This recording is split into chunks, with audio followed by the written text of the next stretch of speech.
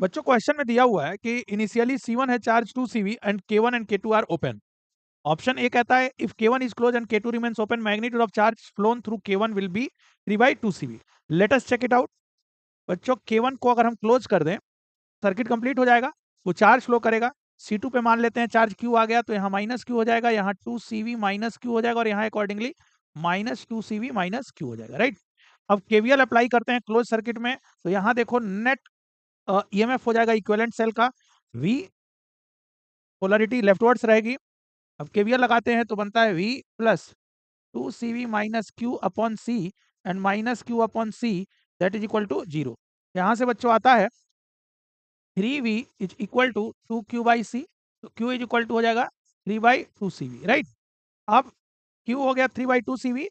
K1 के through हमें charge phloem बताना है, तो पहले यहाँ ये देखो इस प्लेट पे पहले माइनस 2CV चार्ज था, अभी कितना हो गया minus of 2CV and minus Q की वैल्यू है 3/2CV, तो ये हो जाएगा माइनस CV/2।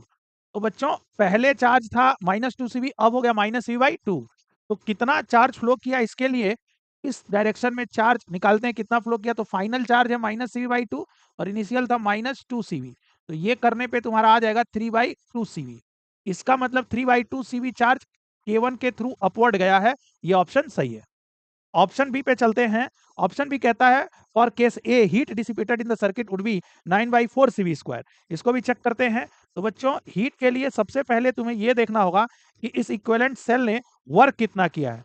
इक्विवेलेंट सेल ने चार्ज भेजा है, इधर से कितना चार्ज भेजा है, अभी निकाला आपने 3/2CV, तो वर्क डन बाई सेल आ जाएगा तुम्हारा V इंटू 3/2CV, तो ये हो गया 3/2CV²। अब तुम्हें निकालना है कि दोनों कैपेसिटर्स मिलके कितना एक्सेस जो ये वर्क है इसमें से कितना एनर्जी स्टोर करते हैं, जरा ये निकाल लेते हैं। तो इनिशियली जो कैपेसिटर्स पे एनर्जी थी वो थी 2CV² and upon Q² upon 2C and plus 0, इस पे तो कुछ थी नहीं, तो ये हो जाता है 2CV²। और फाइनल जो एनर्जी है बच्चों वो है, इस पे आ गया है चार्ज तुम्हारा CV/2, राइट। तो CV/2² upon 2C and plus 3/2CV² upon 2C, तो ये कितना हो जाएगा, ये हो जाएगा CV²/4 एंड बाई 2, तो CV²/8 और ये हो जाएगा प्लस 9CV²/8, तो हो जाएगा 10CV²/8 यानी 5/4CV²। अब देखो ये 5/4CV² कम है 2CV² से, इसका मतलब कैपेसिटर्स ने भी कुछ एनर्जी लॉस किया है। इसका मतलब कितना एनर्जी लॉस किया है कैपेसिटर्स ने, तो वो 2CV² में से 5/4CV² हम माइनस करेंगे, तो 2CV² माइनस 5/4CV², ये आता है तुम्हारा 3/4CV², right. So this is energy lost by capacitors, right. अब टोटल कितना हीट लॉस हुआ है उसके लिए इन दोनों को ऐड करेंगे, तो आ जाएगा 3/2CV² एंड प्लस 3/4CV², ये बनता है तुम्हारा 9 यहाँ 4 करेंगे तो 6 हो जाएगा 9/4CV²। इसका मतलब बी ऑप्शन भी करेक्ट है, राइट। सी पे चलते हैं, कहता है now K2 is closed, also closed, K1 already closed, magnitude of charge flown through K2, this is very simple। तो बच्चों K1 ऑलरेडी क्लोज्ड है, अब K2 को भी क्लोज कर देते हैं।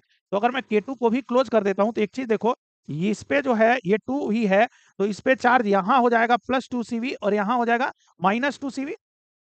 इस सेल के साथ ये अटैच हो गया, इस पे हो जाएगा, अब ये तो इक्विवेलेंट सेल हटा देते हैं, ये हो जाएगा इस पे हो जाएगा CV और यहाँ हो जाएगा माइनस CV, राइट। यहाँ इन दोनों प्लेट्स पे जो पहले चार्ज था 2CV वो अब हो गया है माइनस 3CV।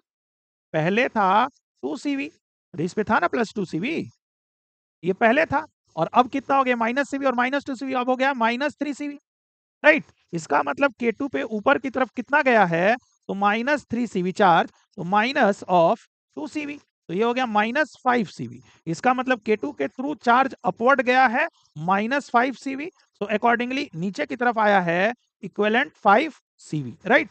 तो K2 के थ्रू 5CV चार्ज फ्लो किया, ये ऑप्शन भी सही है। Of course none of this गलत है।